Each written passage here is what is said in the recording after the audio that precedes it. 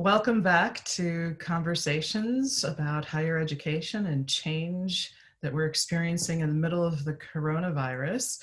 I'm Dr. Lisa Withrow, joined by Dr. Peter James. We've had an introductory conversation already, and so this is our second in a series of 5 to discuss what's going on with coaching and higher education in the middle of a great disruption, a global pandemic. This conversation, our second, is about a thing called liminal space.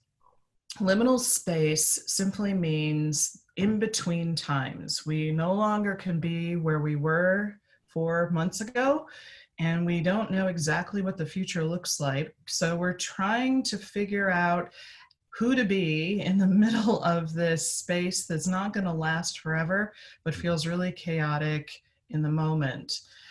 The chaos really comes from a sense of how we are going to engage education and each other in the midst of such change, moving from classroom, face-to-face, or hybrid work into online work so that we can serve our students, and administrators who are trying to figure out the future of institutions and how education will be disseminated, essentially, and engaged by so many.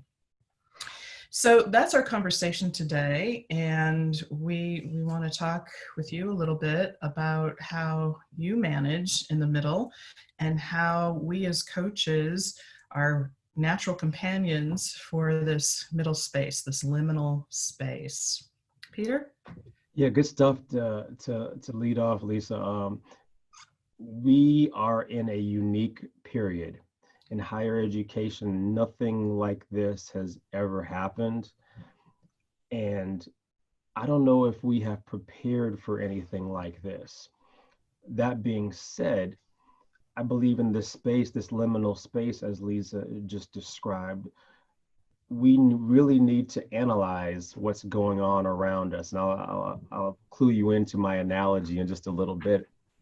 But where we are, especially right now, I think affords us the opportunity to think a little bit outside of the box. And here's an example of what I mean.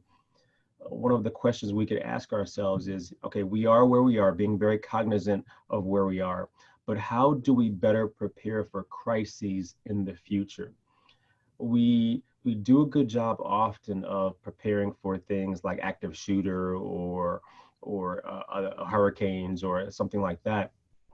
But are we doing enough to assess all of the different crises that may come in some form or fashion in the future? And now the good thing about this pandemic, gladly, there's going to be some things that we could look back and reflect on and take away from. One of the things may be, what can we do better? How can we respond better? What will it look like better in the future? And I think this, being in this liminal space right now, while we are trying to anticipate or prepare for our immediate next actions, it may be also a good opportunity to take some notes in preparation to do better planning in the future. Yeah. You're right about that. Normally, when a crisis strikes, we have to absolutely deal with the day at hand, the here and now, right now, because that's the nature of crisis. But as we get our footing a little bit in the middle space, we think not only about today, but we think about what might this look like, and we create an imagination for the future. But that's a gradual process because we still have to manage today. And so crisis is also opportunity, as we know. But the immediate crisis is, how are we going to make sure that we meet the needs of people right now? And I think we're right now, we're in the middle of April, and we're beginning to move past the shock of sheltering in place and beginning to wonder what this means for the future. Again, team coaching or individual coaching is a good thing right now, because it asks powerful questions and keeps people's eyes on the future and what is possible, creating an imagination about what that might be. I love that. I love the introduction of of what coaching can do for a team, what it can do for an individual in this period. And my analogy is this about what we're going through right now. Those of you who are watching, as of right now, we are still in the middle of the stay-at-home period. We're still in the first few weeks, maybe week 3 or 4 of online classes and everything shifting to being at home. And I like to call this time period the eye of the storm. Those of you who are very familiar with that term, knowing a hurricane, there's that center part of the hurricane where there is that calm. Meteorologists often talk about that period where it almost is like there's no storm going on right now, when in fact the storm is really swirling around you. But this eye period, this eye of the storm, or could be also considered the liminal space, is the time period that you can take a step back a little bit. We've gotten over the initial shock, as Lisa just mentioned here, but now, how are you doing from a mindset perspective? How are those around you doing from a mindset perspective? Are they conducting self-care? Are they also ensuring those around them are conducting self-care? And then what strategies, if they are not performing, or if they are not, or they need some assistance, what strategies are you implementing? Are you including, as far as resources go, whether it is coaching, whether it is other resources that are available to them? What are you introducing that may benefit those, to include students who may be struggling during this time? So there's a lot of lists that can be made right now, for lack of a better word, to really analyze the environment, where we've come from, where we are, and what the near future looks like on the other side of the eye. Because as soon as stay at home concludes, what's next?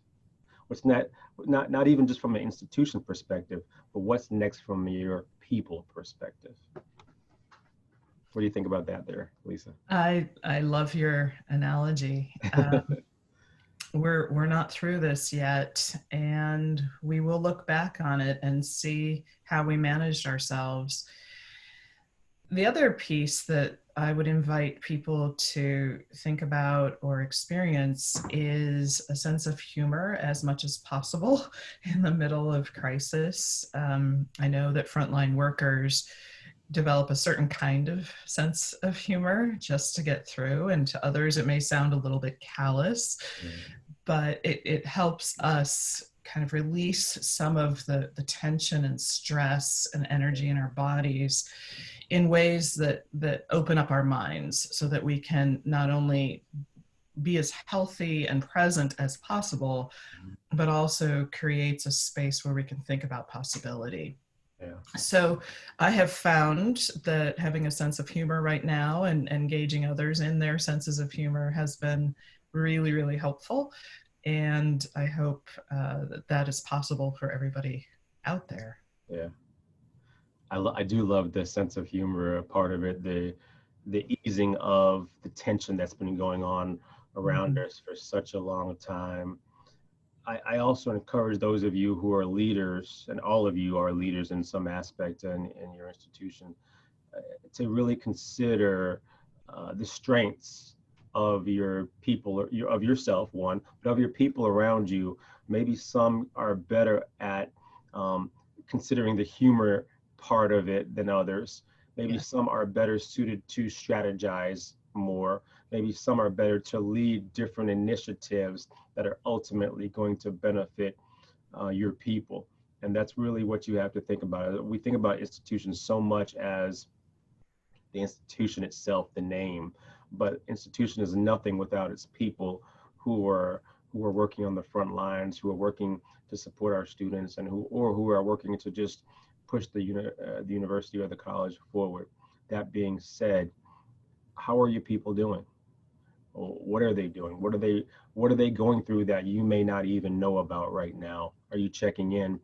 And again, this liminal space allows you to be able to do a lot of reflection, not even just from a self perspective, but from a social and a relationship perspective as well. So good stuff.